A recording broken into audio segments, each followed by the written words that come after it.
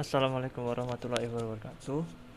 Kali ini saya akan menjelaskan tentang penyelesaian masalah menggunakan tools ERP.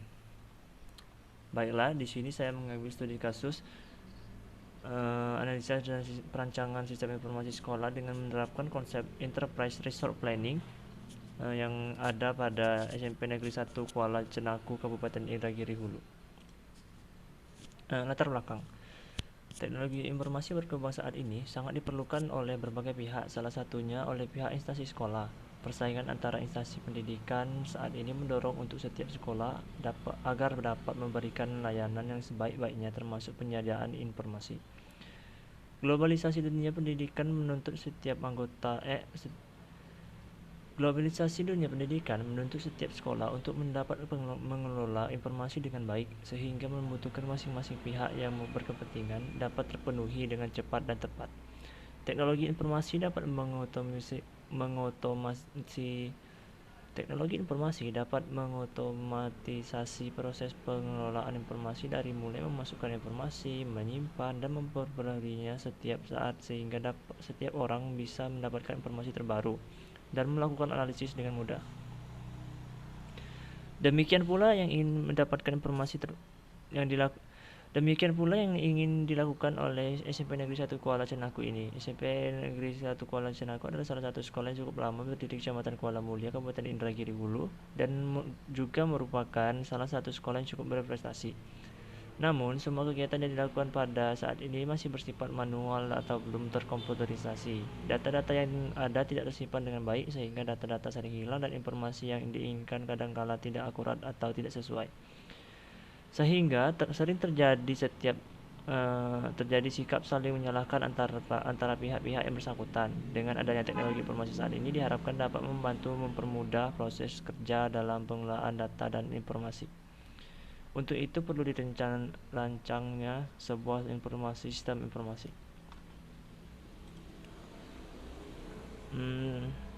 Setiap sistem ERP adalah sekumpulan paket sistem informasi yang dibangun dan diimplementasikan sebagai fasilitator terwujudnya konsep di suatu organisasi. Yang pertama adalah ERP terdiri atas paket software komersial yang menjamin integrasi yang mulus atas semua aliran informasi di perusahaan, meliputi keuangan, akuntansi, sumber daya manusia, rantai pasok, dan informasi konsumen.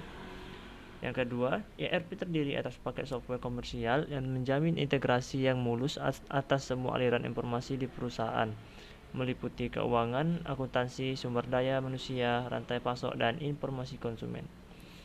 Satu basis data, satu aplikasi, dan satu kesatuan antarmuka di seluruh enterprise.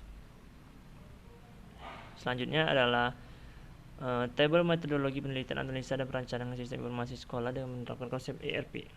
Tahap pertama yaitu tahap perancangan yang menentukan judul, batasan masalah, tujuan, merencanakan waktu dan pengumpulan data, serta mendesain alat pengumpulan data.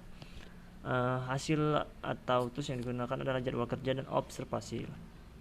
Selanjutnya adalah tahap kedua, yaitu tahap pengumpulan data. Tindakan dilakukan yang mengetahui sumber data dengan kuesioner dan memperoleh data melalui alat pengumpul data.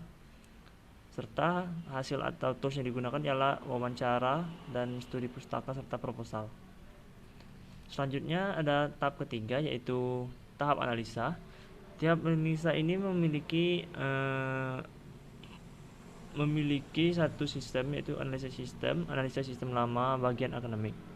Dan hasil atau tools yang digunakan adalah DFD, ERD, Flowchart, dan Microsoft Visio. Serta tahapan yang terakhir adalah tahap desain dan perancangan. Di sini terjadi tindakan desain database, desain interface, desain integrasi sistem, rancang modul akademik. Dan hasil atau tools yang digunakan yaitu Microsoft Visio, Microsoft Excel, interface sistem akademik, dan keuangan. Selanjutnya masuk ke ERP, yaitu tangible, merupakan keuntungan yang berupa penghematan atau peningkatan yang dapat diukur secara kuantitas dalam bentuk satuan nilai uang. Yang pertama adalah pengurangan biaya operasional sekolah. Yang tahun pertama ada 2 juta, tahun kedua naik 25% dari 2 juta menjadi 2.500.000. Lalu di tahun ketiga naik lagi 25% dari 2.500.000 menuju 3.125.000. Lalu pengurangan kesalahan proses pencatatan. Tahun pertama adalah 3 juta, tahun kedua naik 25% dari 3 juta menuju 3.750.000. Lalu di tahun ketiga naik lagi 25% menjadi 3.750.000, dari 3.750.000 ke 4.687.500.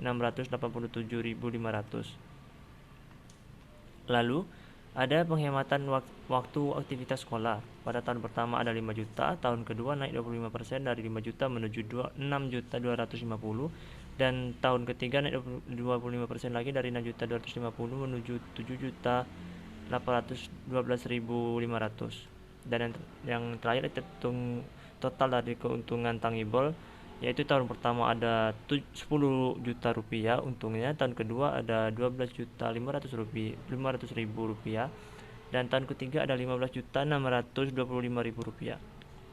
Selanjutnya adalah intangible, merupakan keuntungan yang sulit atau tidak mungkin diukur dalam bentuk satuan nilai uang. Karena keuntungan tak berwujud sulit diukur dalam satuan nilai uang, maka cara pengukurannya dapat dilakukan dengan tafsiran.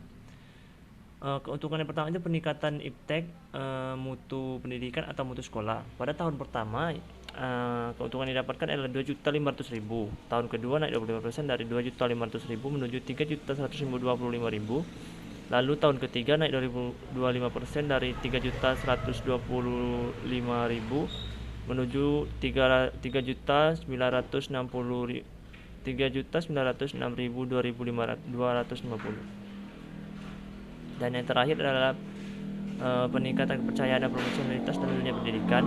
Pada tahun pertama keuntungan didapatkan adalah 3.500.000, lalu tahun kedua naik 25% dari 3.500.000 menuju 4.375.000. Lalu tahun ketiga naik lagi 25% dari 4.375.000 menjadi 5.468.750. Jadi totalkan dari keuntungan intangible ialah tahun pertama 6 juta, tahun kedua 7.500.000, tahun ketiga 9.375.000.